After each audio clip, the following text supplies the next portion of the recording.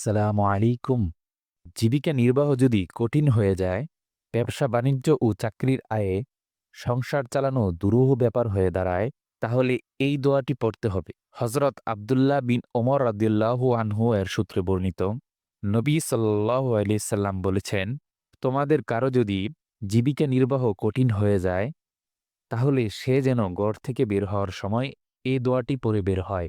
বিসমিল্লাহি আলা নাফসি ওয়া মালি ওয়া দীনি। আল্লাহুম্মা রদ্দিনি বিকদাইকা ওয়া বারিক লি ফিমা কুদ্দিরা লি হাত্তা লা উহিব্বা তা'জিলা মা আক্খারতা ওয়া লা তাখিরা মা আজ্জালতা।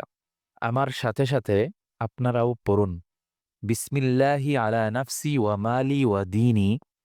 আল্লাহুম্মা রদ্দিনি বিকদাইকা ওয়া বারিক লি ফিমা কুদ্দিরা লি হাত্তা লা উহিব্বা তা'জিলা মা আক্খারতা ওয়া লা তাখিরা মা আজ্জালতা। অর্থ, নিজের আত্মা, সম্পদ ও ধর্মের উপর আল্লাহর নাম নিলাম। হে আল্লাহ, আপনার ফয়সালার উপর আমাকে সন্তুষ্ট করুন এবং ভাগ্যে নির্ধারিত বস্তুতে বরকত দান করুন, যাতে বিলম্বিত বিষয়ে তাড়াহুড়া করতে না চাই আর ত্বরান্বিত বিষয়ে বিলম্ব করতে না চাই। ইমাম নববী রহমতুল্লাহি আলাই এর লিখিত আল আজকার কিতাবের ২২৭ নং পৃষ্ঠায় দ্রষ্টব্য। ভালো লাগলে লাইক, শেয়ার ও কমেন্ট করতে পারেন এবং আগামী ভিডিওর জন্য সাবস্ক্রাইব করে রাখতে পারেন।